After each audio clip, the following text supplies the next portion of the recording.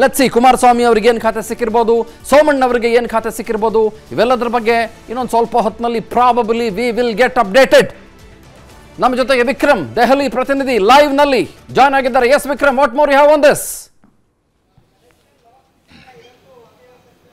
ಎಷ್ಟೊಂದು ಸದ್ಯಕ್ಕೆ ಸಿಕ್ಕಿರೋ ಮಾಹಿತಿಯ ಪ್ರಕಾರ ಕಳೆದ ಬಾರಿ 2019ರಿಂದ 24ರವರೆಗೆ ಯಾರ್ಯಾರು ಈ ಒಂದು ಖಾತೆಯನ್ನ ನಿರ್ವಹಿಸಿದ್ರು ಅವರಿಗೆ ಮತ್ತೆ ರಿಪೀಟ್ ಆಗುವಂತದ್ದು. ಟಾಪ್ 10 ಖಾತೆಗಳ ಪೈಕಿ ಒಂದಿಷ್ಟು ಈಗ ವಿಸ್ತಾರ ನ್ಯೂಸ್ಗೆ ಸಿಕ್ಕಿರುವಂತಹ ಮಾಹಿತಿ. ಈಗಾಗಲೇ ಹೇಳಿರುವಂತಹದ್ದು ಜೈಶಂಕರ್ ಅವರಿಗೆ ಮತ್ತೆ ವಿದೇಶಾಂಗ ಎಂಇ ಎಕ್ಸ್ಟರ್ನಲ್ ಅಫೇರ್ಸ್ ಮಿನಿಸ್ಟ್ರಿ ಮತ್ತೆ ಕಂಟಿನ್ಯೂ ಆಗ್ತಾ ಇರ್ತಕ್ಕಂಥದ್ದು. ಯಾಕಂದ್ರೆ ಪ್ರಮುಖವಾಗಿ ಕಳೆದ 5 ವರ್ಷದಲ್ಲಿ ಯಾವ ರೀತಿಯಲ್ಲಿ ಕಾರ್ಯವನ್ನ ನಿರ್ವಹಿಸಿದ್ದಾರೆ ಅದರ ಬೇಸ್ ಮೇಲೆ ಈ ಬಾರಿ ಮತ್ತೆ ಸೇಮ್ ಪೋರ್ಟ್ಫೋಲಿಯೋನ ಕಂಟಿನ್ಯೂ ಮಾಡುವಂತ ಕೆಲಸವನ್ನ ಮಾಡಲಾಗಿದೆ. ಸೊ ಮೊದಲನೇದಾಗಿ ನಿತಿನ್ ಗಡ್ಕರಿ ಅವರಿಗೆ ಹೆದ್ದಾರಿ ಮತ್ತೆ ಭೂ ಸಾರಿಗೆ ನೀಡಿರುವಂತದ್ದು. ಮತ್ತೆ ಇಲ್ಲಿ ಪ್ರಮುಖವಾಗಿ ಈ ಬಾರಿ 2 MOS ಅನ್ನ ಆಡ್ ಮಾಡಿರ್ತಕ್ಕಂಥದ್ದು. ಯಾಕಂದ್ರೆ ಈ ಕಳೆದ 10 ವರ್ಷದಲ್ಲಿ ಆಗಿರ್ತಕ್ಕಂತಹ ಹೆದ್ದಾರಿಯ ಒಂದಿಷ್ಟು ಡೆವಲಪ್ಮೆಂಟ್ ಗಳನ್ನ ನೋಡ್ತಾ ಹೋದ್ರೆ ಇದಕ್ಕೆ ಈ ಬಾರಿ 2 ರಾಜ್ಯ ಖಾತೆ ಸಚಿವ ಅಗತ್ಯ ಇತ್ತು. ಸೊ ಈ ನಿಟ್ಟಿನಲ್ಲಿ ಈ ಬಾರಿ 2 ರಾಜ್ಯ ಖಾತೆ ಸಚಿವನ್ನ ಕ್ರಿಯೇಟ್ ಮಾಡಿರ್ತಕ್ಕಂಥದ್ದು. ಹರ್ಷ ಮೆಹ್ಲೋತ್ರಗೆ ಮತ್ತೆ ಅಜಯ್ ತಮ್ಟಾ ಅವರಿಗೆ ಇಲ್ಲಿ ಪ್ಲೇಸ್ ಮಾಡಿರ್ತಕ್ಕಂಥದ್ದು. ಯಾಕಂದ್ರೆ ಈ ಮೋದಿ ಸರ್ಕಾರ ಆಗಿರ್ಬೋದು, ಬಿಜೆಪಿಯವರು ಕಳೆದ ಚುನಾವಣೆಯಲ್ಲಿ ಮತ್ತೆ ಈ ಚುನಾವಣೆಯಲ್ಲಿ ಎರಡರಲ್ಲೂ ಕೂಡ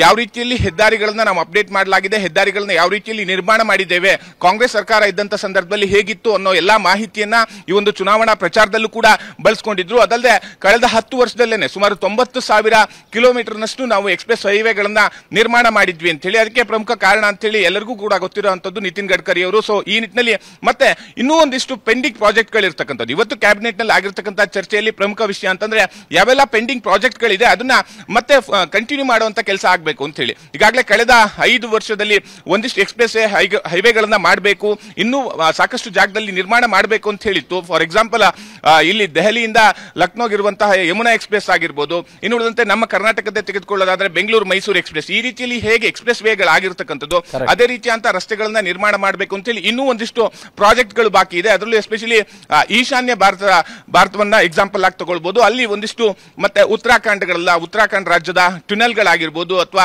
ಅಲ್ಲಿನ ಒಂದು ಹೈವೇಗಳನ್ನ ಅಪ್ಡೇಟ್ ಮಾಡೋದಕ್ಕೋಸ್ಕರ. ಸೊ ಈ ನಿಟ್ಟಿನಲ್ಲೇನೆ ಅಜಯ್ ತಮ್ಟಾ ಅವರು ಉತ್ತರಾಖಂಡ್ ನಿಂದನೇ ಸಂಸದರಾಗಿ ಆಯ್ಕೆ ಆಗಿರ್ತಕ್ಕಂಥದ್ದು. ಅಂತವರಿಗೆ ಈ ಒಂದು MOS ರಾಜ್ಯ ಖಾತೆಯನ್ನು ಕೂಡ ಇಲ್ಲಿ ನೀಡಲಾಗಿದೆ. ಇನ್ನುಳಿದಂತೆ ಜೈಶಂಕರ್ಗೆ ವಿದೇಶಾಂಗ ಇಲಾಖೆ, ಅಮಿತ್ ಶಾ ಅವರು ಗೃಹ ಖಾತೆಯನ್ನು ಹಾಗೆ ಉಳಿಸಿಕೊಂಡಿರ್ತಕ್ಕಂಥದ್ದು. ಕಳೆದ 5 ವರ್ಷದಲ್ಲಿ ಗೃಹ ಖಾತೆಯನ್ನ ಸರಿಯಾಗಿ ನಿರ್ವಹಣೆ ಮಾಡಿರೋ ಕಾರಣದಾಗಿ. ಇನ್ನುಳಿದಂತೆ ರಾಜನಾಥ್ ಸಿಂಗ್ಗೆ ಡಿಫೆನ್ಸ್ ಮಿನಿಸ್ಟರ್ ಅನ್ನ ಕೊಟ್ಟಿರ್ತಕ್ಕಂಥದ್ದು. ಅಂದ್ರೆ ಆ ಒಂದು ಖಾತೆಯಲ್ಲಿ ಸರಿಯಾಗಿ ಕಾರ್ಯನಿರ್ವಹಿಸಿದ್ದಾರೆ. ಸದ್ಯಕ್ಕೆ ಈಗ ಸಿಕ್ಕಿರುವಂತಹ ಮಾಹಿತಿ. ಇನ್ನುಳಿದಂತೆ ಈಗಾಗಲೇ ಕ್ಯಾಬಿನೆಟ್ ಸಭೆ ಮುಕ್ತಾಯ ಆಗಿರ್ತಕ್ಕಂಥದ್ದು. ಕುಮಾರಸ್ವಾಮಿ ಕೂಡ ಹೊರಗಡೆ ಬಂದಿದ್ದಾರೆ. ಅವರಿಗೆ ಯಾವ ಖಾತೆ ಸಿಗತ್ತೆ ಅನ್ನೋದು ಬಹಳ ಕುತೂಹಲ. ಯಾಕಂದ್ರೆ ಕೃಷಿ ಖಾತೆ ಬೇಕು ಅಂತ ಹೇಳಿ ಅವರ ಮನದಿಂಗಿತವನ್ನ ವ್ಯಕ್ತಪಡಿಸುವಂತ ಕೆಲಸವನ್ನ ಮಾಡಿದ್ರು. ಆದ್ರೆ ಸದ್ಯಕ್ಕೆ ಸಿಕ್ಕಿರುವಂತಹ ಮಾಹಿತಿ ಪ್ರಕಾರ ಕೃಷಿ ಖಾತೆ ನೀಡ್ತಾರೋ ಇಲ್ಲೋ ಒಂದಿಷ್ಟು ಲೆಕ್ಕಾಚಾರಗಳಿದೆ. ಇನ್ನು ಉಳಿದಂತೆ ಅಶ್ವಿನಿ ವೈಷ್ಣವ್ ಅವರಿಗೆ ರೈಲ್ವೆ ಖಾತೆಯನ್ನು ನೀಡಲಾಗಿದೆ. ರೈಲ್ವೆ ಖಾತೆ ಮೇಲೆ JDU ಕಂಡಿತ್ತು, ಮತ್ತೆ ಪಾಸ್ವಾನ್ ಕೂಡ ಕಂಡಿಟ್ಟಿದ್ರು, ನಮಗೆ ಬೇಕು ಅನ್ನೋ ಮಾತನ್ನ ಹೇಳಿದ್ರು. ಆದ್ರೆ ಕಳೆದ ಬಾರಿ ಆಗಿರ್ತಕ್ಕಂಥದ್ದು ಅಂದ್ರೆ ಒಂದೇ ಭಾರತ್ ಎಕ್ಸ್ಪ್ರೆಸ್ ಗಳನ್ನ ತಂದಿರುವಂತದ್ದು, ಒಂದೇ ಸಾಧಾರಣ ಆಗಿರ್ಬೋದು, ಅದಕ್ಕಿಂತ ಹೆಚ್ಚಾಗಿ ಒಡಿಶಾ ರಾಜ್ಯದ ಬಹನಾಗ ರೈಲ್ವೆ ನಿಲ್ದಾಣದಲ್ಲಿ ಆಗಿರ್ತಕ್ಕಂಥ ದುರಂತದಲ್ಲಿ ಹೇಗೆಲ್ಲ ಮ್ಯಾನೇಜ್ ಮಾಡಿದ್ರು ಅನ್ನೋದನ್ನ ನೋಡಿದ್ವಿ. ಸೊ ಅದನ್ನ ಕನ್ಸಿಡರ್ ಮಾಡಿ ಮತ್ತೆ ಅಶ್ವಿನಿ ವೈಷ್ಣವ್ ಅವರನ್ನ ಕಂಟಿನ್ಯೂ ಮಾಡಿರುವಂತದ್ದು ಈ ಬಾರಿಯ ಟರ್ಮ್ ನಲ್ಲೂ ಕೂಡ. ಚಂದನ್, ಅನುಕ್ಷಣದ ಸುದ್ದಿಗಳಿಗಾಗಿ ವಿಸ್ತಾರ ನ್ಯೂಸ್ ಯೂಟ್ಯೂಬ್ ಚಾನೆಲ್ ಸಬ್ಸ್ಕ್ರೈಬ್ ಮಾಡಿ.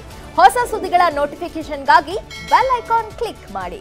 ಲೇಟೆಸ್ಟ್ ಅಪ್ಡೇಟ್ಸ್ಗಾಗಿ www.vistaranews.com ವೆಬ್ಸೈಟ್ಗೆ ವಿಸಿಟ್ ಮಾಡಿ. ಅಂಗೈಯಲ್ಲೇ ಜಗತ್ತಿನ ಸುದ್ದಿ ತಿಳಿಯಲು ವಿಸ್ತಾರ ನ್ಯೂಸ್ ಕನ್ನಡ ಆಪ್ ಡೌನ್ಲೋಡ್ ಮಾಡಿ.